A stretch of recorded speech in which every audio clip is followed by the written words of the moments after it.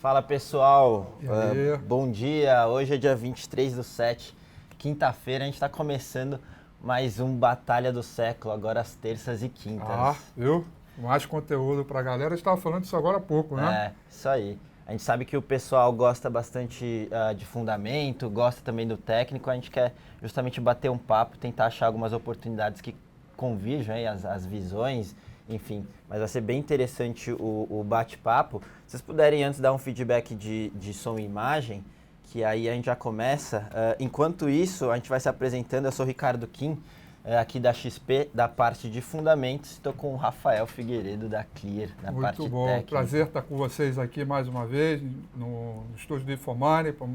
Batalha do século que, pessoalmente falando, Kim, eu estava muito querendo fazer, porque embora eu seja analista técnico, embora eu seja analista gráfico, eu gosto muito de convergir os pensamentos, a forma como o pessoal olha o mercado. Eu tenho uma visão sempre, tento buscar uma visão sempre um pouco mais macro dos movimentos, que não aqueles movimentos de curto ali, de day trade, do giro. O gráfico ele tem uma grande vantagem, porque toda a informação que a gente precisa está contida ali no plano cartesiano. Então, toda vez que você quer buscar uma explicação para o movimento passado, uma convergência de taxa de juros, ou por que o câmbio disparou, etc., o gráfico ele passa essa mensagem de forma bem clara. Então, quando a gente vê, por exemplo, uma Ambev subindo forte, ou vamos falar da sessão de hoje, né? A de exportadoras, Fibra, Friboi, Klabin, os papéis, todos eles andando forte por conta do dólar. Então, o gráfico ele costuma convergir de forma bastante eficiente. Então, é um prazer enorme estar aqui no Batalha. Eu acho que a gente vai ter um bom conteúdo para passar aqui, tanto da parte técnica como da parte gráfica. Ótimo, legal. Para começar aqui, obviamente, acho que vale passar um panorama político, econômico, para depois a gente passar justamente para os papéis, IBOVs, dólar, enfim. Envie suas perguntas que a gente vai coletando, mas não dá para deixar de falar aí dessa questão de ontem para hoje, que foi o ajuste da meta de superávit. Todo mundo já estava no preço, boa parte desse corte, mas querendo ou não, todo mundo esperava isso para depois, né? O Levi no fim de semana já tinha falado que, a gente, se tiver um corte vai ser depois, e no meio da semana ver esse corte, então, pegando o pessoal, pelo menos com um pouco de surpresa. O que a gente teve foi, a gente tinha uma meta para 1,1% do PIB para a meta de superávit para esse ano, e foi revisado para 0,15%, obviamente porque as receitas ali deixaram muito a desejar. Então o Levi teve que fazer esse anúncio ontem junto com o Barbosa. Era cerca de 66 bi para o ano e foi para 9 bi, sendo que ainda tem espaço para déficit, tá? Eles dependem muito de concessão, de receita de concessões de outorgas, enfim, da repatriação de recursos. Então ainda um ambiente bem nebuloso, só que a sinalização aqui que dá para a gente tirar é que, de fato, o Levi, de certa forma, perdeu uma queda de braço importante aí no curto prazo. Então, eu te perguntar isso, perdeu força? Perdeu força, né? Ele já vinha perdendo força, né? Se a gente for ver, o ambiente político, não tem ninguém ali para ajudar ele na articulação política, ele estava na linha de frente e você deveria ter alguém fazendo esse meio campo, então ele tem se desgastado bastante e, de fato, perdeu um pouco essa queda de braço de curto prazo. Obviamente você traz mais risco, principalmente em termos de mercado. O pessoal está olhando e colocando mais na conta um eventual rebaixamento ou perder investment grade, alguma coisa desse tipo. Até por isso que no início da sessão o Ibov estava caindo bastante, depois recuperou. E o dólar disparou. E o dólar disparou, exatamente. Então, juros também. É legal a gente passar esse viés antes de entrar no Ibov e nos papéis. E também uma outra informação relevante foi o Lula procurando o FHC ali, enfim, para discutir um pouco e amenizar o ímpeto do PSDB com relação ao impeachment. Então, de novo, a situação só piora em termos políticos. Impeachment aí cada vez, na última pesquisa da MDA a gente viu cada vez mais a população querendo impeachment, mais de 60%, que é o impeachment, e isso se reflete, não dá para você tirar isso né, da nossa bolsa, isso tem se refletido, bolsa caindo, aumentando aí o risco político, etc. Bom, mas esse só foi o pano de fundo para a gente justamente entrar no que interessa, né? Acho que vale primeiro a gente olhar o Ibov. Eu não sei o que você está vendo, mas a gente aqui na área de análise fundamentalista, a gente está vendo basicamente um Ibov esticado em termos de múltiplo evaluation, quer dizer, está negociando acima do que já negociou na média. Junto a isso, a gente tem um macro se deteriorando muito. Você tem um valuation bem esticado, como eu falei, e aí esse cenário político piorando bastante também. Então a gente bem cético aí, recomendando para o pessoal que tem alguma exposição fazer sempre proteção, mas a gente continua com o pé atrás com relação ao índice. Seria legal passar um viés técnico para ver o que vocês estão achando também. A parte técnica realmente também não é nada das melhores. Há um tempo atrás o mercado foi testar ali uma região que eu chamo de divisor de águas, né? Uma antiga, que é o famoso bipolaridade, a antiga região de suporte se torna a resistência, que foi muito próximo ali dos 53.000, 53.200. Vou pedir para a produção botar meu gráfico aqui. E aí, a partir do momento em que ele faz um topo, né, mais baixo que os anteriores, né, ele já abre a propensão para a tendência de baixa se firmar, né? E aí o que nós temos atualmente é esse canalzão de baixa aqui, firme, forte, igual na sala de análise lá eu falo, né? Cai feito âncora jogado ao mar, porque realmente está pesado, não há um quadro de sustentação nesse momento no curto prazo. Estamos indo para a sessão de hoje, para a quinta queda consecutiva, né? Se confirmada a queda de hoje.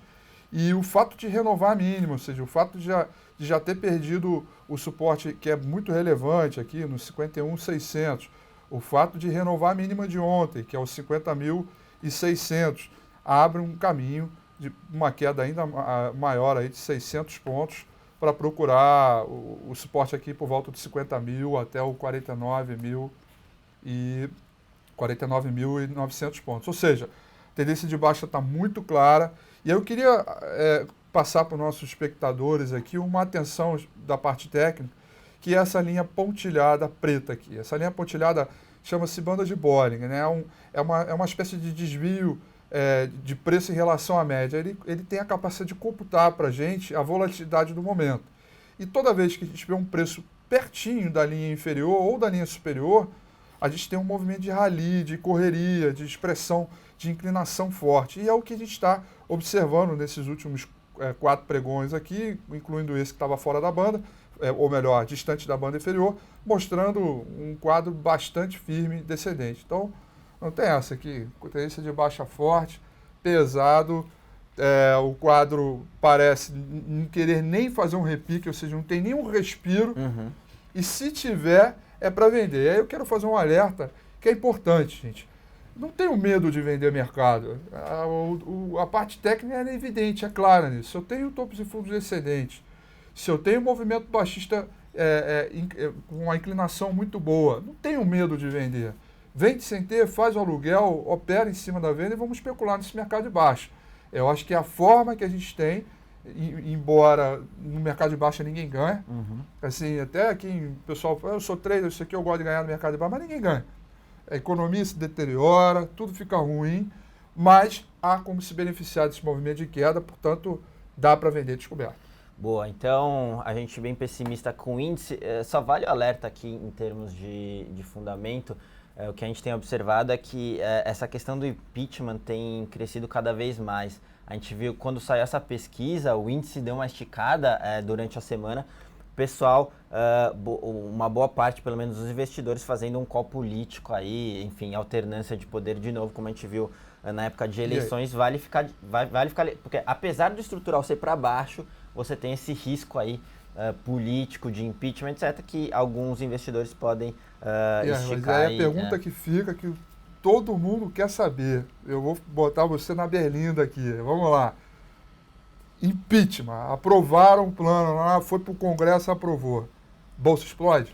É isso que a gente está conversando bastante, porque você tem 2 pontos de vista. O primeiro, explode porque viria, por exemplo, no caso de impeachment e não cassação, viria o vice, que é o Temer, e aí teria mais alinhamento com o Congresso. Ele já comentou que manteria o Levi, então, obviamente, o ajuste tenderia a fluir de uma maneira menos ruidosa, etc., e, obviamente, isso tenderia a puxar a bolsa. Agora, uma outra visão também que eu acho que é bem importante ressaltar com o impeachment você vai trazer um risco de imagem, né?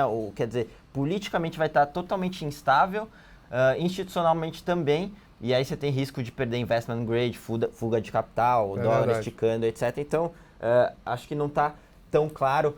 Talvez o mercado como um todo tende a puxar, foi o que a gente viu na pesquisa, mas tem que tomar cuidado porque a gente não sabe como vai ser conduzido depois. Tem muita informação para rolar e vale esse alerta. Eu acho que tem uma questão de expectativa, né? Eu acho que quando você muda pelo menos a expectativa, mudou a perspectiva, esse preço ele deve convergir.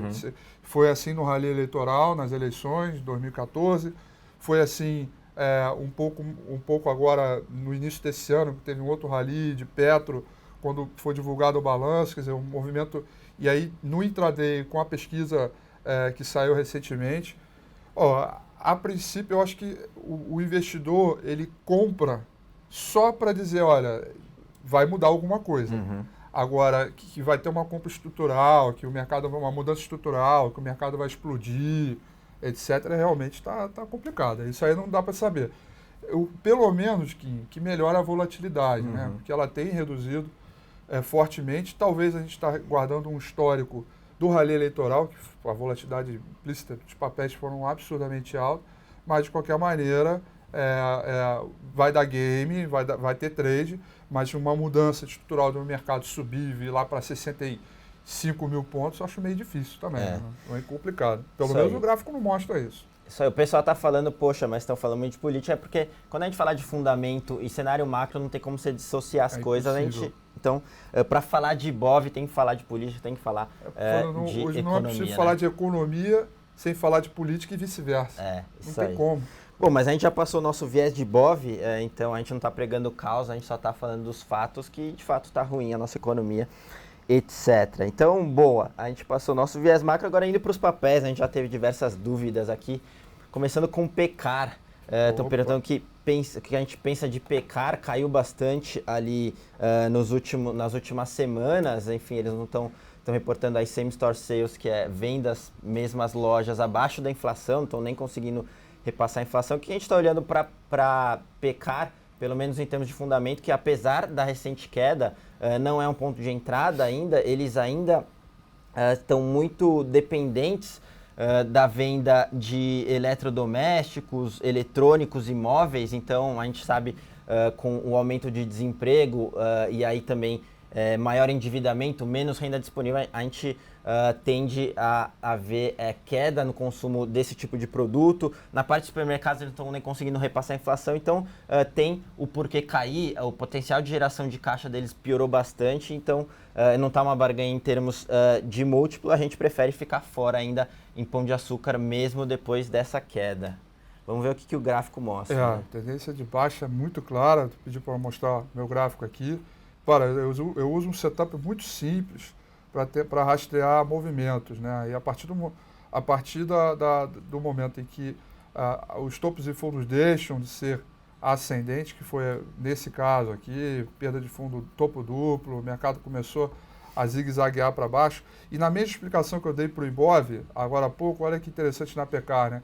Os preços mínimos, todos eles muito próximos da linha inferior das bandas de Bollinger, o que indicou correria, o que indicou muita expressão. Então, o mesmo movimento que aconteceu aqui, conforme eu estou mostrando agora, eu imagino que deva acontecer a partir de agora, que as bandas estão começando a se abrir, mostrando aí um aumento na volatilidade. Eu vejo venda, aliás, eu vejo venda para agora. Nesse momento, eu vejo uma venda aí com 7,70, 7,75. A proteção, vamos deixar no stop no topo anterior, ou seja, vou botar um stop loss aí em 75,45, ou melhor, 7,645. O primeiro alvo no fundo anterior, podendo se estender até o 62,50, então eu vejo venda em Pecar também. Boa. No resumo, então, parte fundamento ficar fora a gente não está animado, e na parte gráfica vendo, então já dá para gerar algum trade aí nesse sentido para pecar. Então, isso aí. acho que ficou bem claro aqui. Passando para outras dúvidas, Vale.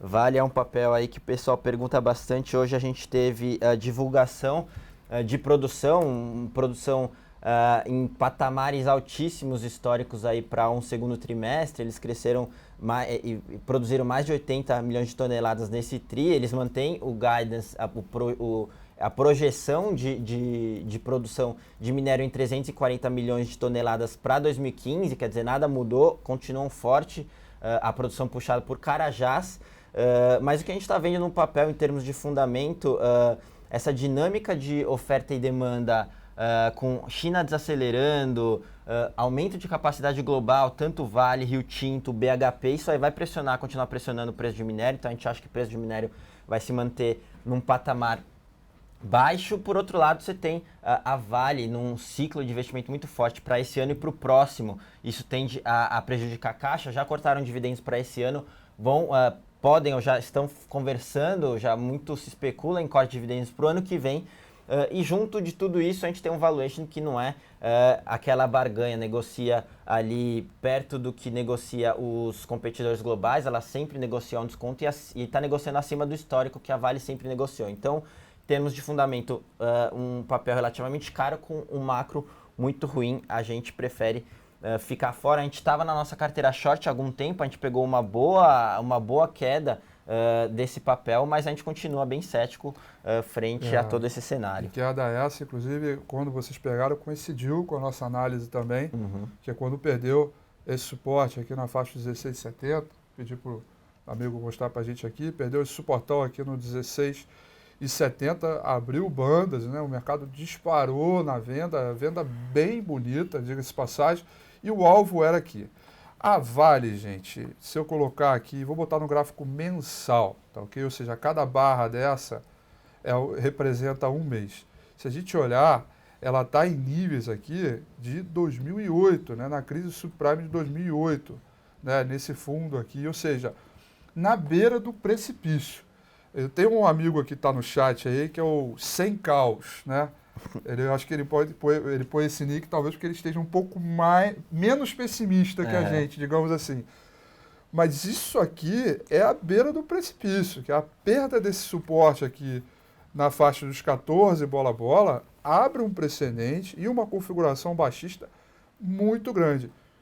Olha, meu sentimento é que vamos ter alguma dificuldade, até porque pela própria teoria de Dow, que diz na análise técnica, quanto mais longa a periodicidade, mais forte ele é. Então, se tem um suporte que vem desde 2008, mais precisamente aqui em outubro de 2008, sendo testado agora, realmente é um ponto de grande sustentação. Realmente, para perder isso aqui, a gente vai precisar de um novo trigger, vamos precisar de alguma mudança estrutural, seja por parte da economia como um todo, porque a Vale é uma blue chip, ou nela especificamente, aconteceu alguma coisa na China, sei lá. Geralmente esses pontos aqui que são muito fortes, né, quando eles são ultrapassados pelo lado técnico, é porque converge necessariamente com o lado do fundamento, etc. Então sai o resultado, você explicou, etc. Então eu ainda acho que vai segurar um pouco por aqui. Mas, de maneira nenhuma, eu tentaria uma compra. Aí, voltando agora para o tempo mais curto, hoje, em função do resultado, etc., ela respira um pouco, tem espaço para buscar aqui o 15 bola-bola, uma resistência mais forte aqui no 15,30, porém, como a configuração é toda de baixa, né, ou seja, ele tem aqui até essa região do trade line aqui de baixa para ganhar sustentação, para ganhar resistência, e aí voltar a cair, mantendo os topos e fundos descendentes. A Vale realmente está bem feia para a gente aí no curtinho. Muito boa. Voltando para cá, então, de Vale, dá para a gente tirar. Muita gente pergunta, muito cliente pergunta, pô, já é para entrar em Vale? Vou entrar em Vale agora que caiu? Pô, em termos de fundamento, não. E o técnico também, por mais que o Rafa comentou que deve ficar ali naqueles níveis por um tempo, a compra, eu acho que ficou bem claro aqui que não é recomendável tanto com fundamento quanto com técnico. Ótimo. Passando aqui para outra pergunta, Bradesco. E a gente já fala de bancos, Itaú também. Bradesco, junto com Itaú, enfim, caíram bastante desde os highs ali nos últimos meses. Para a gente é um dos setores, a gente falando bancos privados, tá? É um dos setores mais atrativos em termos de risco-retorno na bolsa.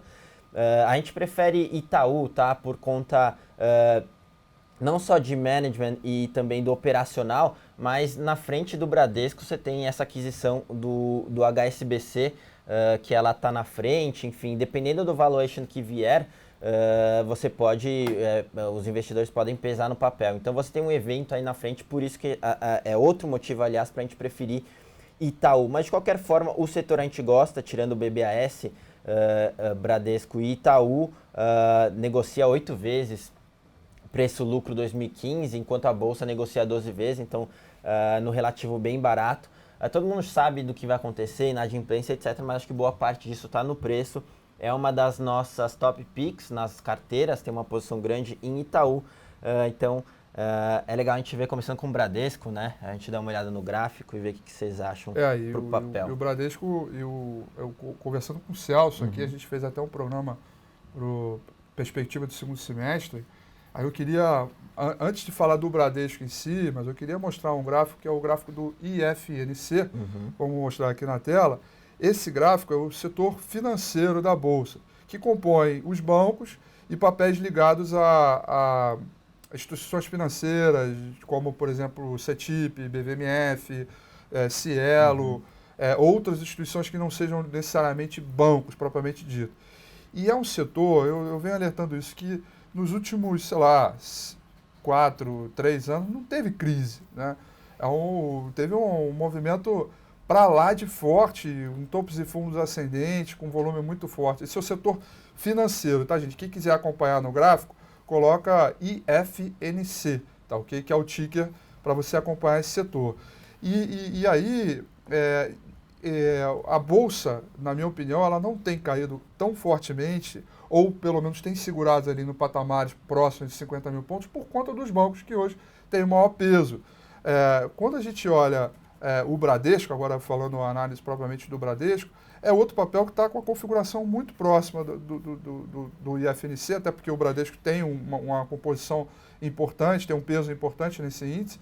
A perda desse suporte aqui no 26,95 é um chamariz ali, é um ponto para realmente a gente começar a acreditar num movimento ainda mais forte de curto prazo. Eu não imagino que deva sustentar por longa data, assim, porque eu tenho visto, por pior que seja o cenário, os bancos têm caído menos.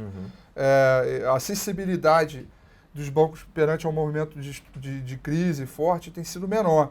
Pelo menos é o que eu tenho observado quando eu coloco o índice de força relativa no gráfico. Então, para quem está comprado em Bradesco, a minha preocupação maior aqui que é a perda do 26,95. Porque se perder esse valor aqui, a chapa pode esquentar. Aí sim, eu quero fazer um alerta, né? Que é o alerta seguinte: hoje o índice está caindo, a gente vem no movimento baixista, a queda é expressiva. Porém, os bancos têm, de alguma maneira, tem sustentado um pouco o índice por conta do peso que tem hoje essa região, tem peso na composição da carteira. Se Itaú resolver tirar uma reta, se Bradesco resolver tirar uma reta, é um alerta que o mercado pode realmente começar a cair fortemente, e aí, cara, é uma preocupação que, assim, a gente não viu ainda um pânico na Bolsa, mas começo a ficar com medo. Eu não acho que vai acontecer, acho que está distante disso, mas eu fico preocupado porque o banco é hoje que está segurando a onda. Boa. E a mesma análise para Itaú, né? Mesma análise para Itaú, igualzinho. Tá. Ótimo. Aqui passando para os próximos ativos interessantes aqui. Pessoal perguntando de Sula e Porto Seguro. Vale o comentário porque Porto Seguro e Sula esticaram bastante. A gente tem alguns motivos aqui, principalmente para Porto Seguro. A gente teve a nova lei do desmanche, enfim, com essa nova lei em São Paulo, principalmente, a queda nos roubos de carro caiu mais de 20%. Então, se você está falando de uma seguradora focada em carros em São Paulo, que é o caso de Porto Seguro, você tem que pagar menos prêmio, menos sinistro, então você tem menos custo. Por outro lado, você tem um caixa, porque você já recebeu o prêmio, e isso está rodando um CDI que está nas alturas. Então, para ela, foi muito bom, tanto na parte de custo, quanto na parte de receita financeira, Por isso que Porto Seguro puxou tanto. E basicamente Sul América, por conta de juros, aí também se beneficiando no patamar alto. Em termos de case, a gente gosta e prefere Sul América. Ela tem algumas questões mais pontuais que ela pode mudar a classificação dela de seguradora para operadora de saúde, enfim, e com isso pagar menos imposto. Mas eu acho que o que mais chama a atenção nossa para a Sul América é o nível de valuation, quer dizer, um valuation baixo, com um ambiente de juros alto. Isso aí tende a beneficiar bastante a empresa. A gente gosta de Sul América, colocou na carteira há pouco tempo atrás, apesar de ser uma posição um pouco menor, vale a exposição em Sul América pra gente. E em Porto Seguro a gente prefere ficar fora depois dessa esticada, então segue aí nossa preferência para Sula. E os dois, e aí já acabou complementando o setor índice financeiro, que também compõe esses dois que andaram muito fortemente, bacana. Eu estou dando compra nos dois, cara, claramente. Aliás, lá na sala de análise mais cedo, agora na parte da manhã, o Fernando Góes deu compra em PSSA, né? Porto Seguro, com a ultrapassagem do 38,90. Eu vejo essa compra também, está claro para mim, em termos de movimento mais curto. O stop está bem curtinho, um pouco abaixo de 37,65. Então, para você que está nos assistindo, não tem nenhum papel para seguir para um swing trade, PSSA, esse é o call, pode comprar aí no rompimento do 38,90, com um stop aí de proteção um pouco abaixo de 37,70. Eu vejo o alvo no mínimo ali no 42,60, no mínimo, ou seja, ainda mesmo que haja um rompimento desse último topo, pode ganhar um pouco mais de fôlego. E Sul América, esse já segue com call comprado no estudo de domingo que eu faço, todo domingo. Tivemos uma compra aqui na ultrapassagem do 13,90, essa compra segue em andamento, eu tenho um alvo nesse papel em 16,90, ou seja, eu ainda tenho expectativa que esse topo aqui vai ser rompido no 16,30 e que a gente vai ganhar fôlego na compra aí e vamos embora, vamos até o 16,90 no curtinho, hoje já podendo melhorar o stop para pouco abaixo de 15,30. Boa, então para quem prefere uma análise mais técnica, talvez seja o caso uma Porto Seguro, mas para quem gosta de análise fundamentalista e técnica junto, Sul América fica melhor. Porque a gente, pelo menos em fundamento, gosta de Sul América. Boa. Passando aqui para as próximas dúvidas, perguntaram de Fibra e Suzano, essa é interessante. Hoje a gente teve resultado de Fibra, um resultado bom, mas todo mundo já esperava, tanto que muita gente já antecipou o resultado ontem. Ontem Fibra subiu mais de 5%. Lembrando que ela tinha sofrido bastante por conta de alguns dados lá na China, de pressão de preço, etc. Mas já recuperou bastante e obviamente, resultado puxado por dólar.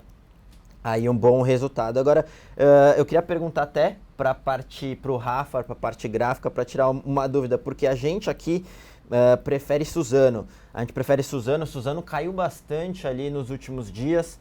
Está negociando a um múltiplo interessante, teve esse ruído ali de preço na China, etc., mas já está voltando agora. A gente achou que é uma boa oportunidade para entrar em Suzano e é o nosso call preferido aqui, porque a gente trabalha muito com portfólio, a gente sempre quer ter um pé em alguma empresa exposta a dólar, e é o caso, a nossa preferência é ficar com Suzano. Então, de novo, no resumo, hoje Fibra soltou um bom resultado, é um bom play de dólar, é interessante, mas a gente prefere Suzano. Queria ver o que vocês preferem aí no gráfico. Isso, e aí recordo também o programa que eu fiz com o Celso, porque no início do semestre a gente falou, no início do primeiro semestre a gente falou em comprar ou Fibra ou Suzano ou os dois, né? E aí eu dei o call de Fibra. Pegamos bem o movimento, etc. E aí, para a avaliação do segundo semestre, eu virei e te falei, não, agora eu vendo Fibra e compro Suzano. Prefiro Suzano, o movimento do longo dele é muito melhor, a inclinação técnica é bem melhor, inclusive, até em termos de volatilidade, quando eu comparei um contra o outro, estava melhor para tradar Suzano do que Fibra, então eu também estou gostando mais de Suzano. Agora, Suzano no curtinho me preocupa um pouco. Por quê? Vou mostrar o gráfico, que é o seguinte, recentemente ele perdeu esse canal de alta aqui. E toda vez que tem uma forte impulsão, uma boa inclinação, uma perda de canal de alta, com uma perda de volume bem drástica, isso me preocupa um pouco. A alta de hoje, a gente sabe aí por conta do dólar, etc., mas eu tenho aqui uma forte região de resistência no 15,30. Então, vai o primeiro alerta aqui. Se por acaso hoje a Suzano não conseguir permanecer acima do 15,30 e deixar essa longa sombra para cima aqui, ou seja, a possibilidade de um candle de topo, etc., vale o alerta que no curto prazo ainda poderemos ter alguma pressão em cima do papel para retornar no 14, no 15,50, ou seja, começar a perder, a desconfigurar esse quadro de alta e começar a zigue-zaguear para baixo. Isso é um alerta que eu já venho fazendo, não é de hoje, é um alerta que eu já venho fazendo desde quando configurou o padrão que a gente chama de topo duplo, né, que é o padrão de reversão de mercado após um grande rally, após uma grande esticada. Então, embora os fundamentos estejam muito bons, eu acho que o papel aqui ele acabou virando queridinha. E isso me preocupa, que o preço ele tende sempre a contrariar o grande consenso do mercado. A partir do momento que o pessoal entra na sala de análise e fica Suzano, eu já começo a ficar assustado. Porque eu acho que todo mundo, quando procura, especialmente pessoa física, na grande maioria está na ponta da informação, eu já fico preocupado. E aí tem esse alerta por parte da demanda, do nosso cliente, e tem o alerta técnico. Então hoje, 15,30 é um número relevante para mim em termos de intraday e diário. Se fechar hoje abaixo desse valor e eventualmente nas próximas sessões trabalhar abaixo desse ponto, eu fico alerta aí de não permanecer a compra até que haja uma nova configuração de alta. Eu não é venda, não acho que tem que vender e apostar com outro papel, mas eu também não permaneceria comprado porque acho que poderemos ter uma reversão desse movimento de queda um pouco mais barato, quem sabe comprar ele na região por volta dos 13. Boa, então pelo gráfico, um pouco de cautela aí para Suzano. Lembrando que Suzano vai reportar o resultado do começo de agosto. Então, você que gosta de análise técnica e vai ficar um pouco receoso, um bom momento é esperar o resultado, né? Esperar o resultado e ver se sai alguma coisa. A gente, mesmo com esse resultado na frente, a gente gosta do papel. Muita coisa já está no preço, tá? Então, esse é o nosso viés para Suzano e Fibria. Passando para a próxima dúvida, Embraer. Embraer, o pessoal pergunta bastante. A gente, de novo, a gente tem na nossa carteira uma posição bem pequena em Embraer, principalmente depois daquela queda que teve, a gente colocou na carteira, e também por conta de resultado de backlog que saiu, se não me engano, semana passada. Que a gente está olhando, o Embraer é aquele case também de exportação e atrelado ao dólar, então a gente gosta de ter uma exposição ali. Então, de novo, falando de portfólio, a gente tem um pedaço do portfólio em exportação, onde a gente tem Suzano e Embraer em menor peso. Então a gente gosta, ela reportou um nível de backlog que basicamente são os pedidos que ela tem para entregar no futuro, recorde nesse trimestre. Então vale ficar de olho. Na última feira em Paris eles tiveram diversos pedidos, enfim. Então o ambiente melhorou um pouco para a Embraer. A gente gosta com uma exposição um pouco menor, mas é uma bela alternativa aí de diversificação e ficar exposto a dólar. E vai dar pororoca. Vamos encontrar assim. Gosto de Embraer, inclusive fui indagado hoje por um cliente, aliás, vários clientes, da possibilidade de haver uma compra, e eu acho que essa compra ela é eminente, até porque Embraer ela está devendo um pouquinho, assim, na verdade, desculpa, não está devendo, cancela o que eu falei, não está devendo nada. Na verdade, o que a Embraer ela tem sido um bom case pela parte gráfica, porque enquanto o papel, ponto índice, está claramente uma tendência de baixa, a Embraer está de lado. Quer dizer, num movimento baixista e ter um papel que não cai, já é uma vitória. E Embraer, além disso, queria mostrar agora o gráfico aqui, ela vem de uma figura triangular e, tecnicamente falando, toda figura triangular, especialmente assimétrica, ela tem a capacidade de prever ou de tentar antecipar um possível rally no mercado. Pelo fato das bandas de Bollinger estarem estreitas aqui, que é um movimento de baixa volatilidade, a ultrapassagem e a confirmação do rompimento do 2460, para mim, é uma belíssima compra técnica e imagino que esse último topo vai ser ultrapassado, já que se a gente pegar a altura da formação triangular e jogar ela para cima, a gente vai ver um belo target, uma bela impulsão com um alvo final em 29,50. Então, é um alerta para quem está fora e que quer fazer uma composição, uma compra que eu acho que tem que ser de poucos lotes e ir aumentando à medida que for tendo novos zigue-zagues. é uma compra de Embraer na ultrapassagem do 2460, é um papel fortíssimo candidato a entrar no meu relatório de swing trade de recomendação, quando houver essa ultrapassagem, e a proteção está muito boa. Outra vantagem dessa operação aqui é que a relação risco-retorno é muito boa. Você tem ali com o alvo no 29,50, no alvo final, com o stop em 23,60. Então, a relação risco-retorno é muito boa, eu gosto do trade e possivelmente, digamos aí, 90% de chance eu devo dar o call de compra quando houver essa ultrapassagem. Ótimo. Então, a gente concordando em Embraer, passando para o próximo ativo, vamos acelerar porque o tempo está acabando. Essa aqui acho que vai dar divergência, Kroton. Kroton, a gente em termos de análise fundamentalista, a gente gosta, mais com uma visão de médio e longo prazo. Ela está sofrendo bastante. Mas aqui o ponto é que boa parte já está no preço. E, de novo, a gente não colocaria uma porcentagem muito grande. Hoje a gente tem 10% da carteira e é o máximo que provavelmente a gente vai ter agora no curto prazo. A gente gosta como um case de diversificação ali em educação, em umas empresas que boa parte já está no preço, mostraram resultados resilientes, o management é muito bom. Você tem algumas questões aí de aquisição no curto prazo, etc. Mas para quem olha fundamento, é um bom papel para diversificar sem muita exposição. Vamos ver o que o gráfico fala para Kroton. Aqui realmente o gráfico, eu vou colocar aqui no fundo branco para que todos possam enxergar direito melhor. O gráfico já não tem. Lembra que agora há pouco a gente falou de Embraer na formação triangular para um rompimento para cima. Mas o rompimento pode ser para baixo também e o call está muito vendedor aqui. O gráfico ele tem a capacidade de mostrar, enfim, o que o mercado faz agora, né? E a gente tem uma sequência de queda muito expressiva depois da perda dessa figura triangular. E o alvo no curto é a faixa aqui dos 9 e pouquinho, aqui, 9, deixa eu colocar aqui, 9,19, 9,20, arredondando aí. Então, realmente tem espaço para mais queda, eu não veria uma compra aqui. É uma venda especulativa desde a perda aqui do 11,20, alvo aqui direto no 9,20.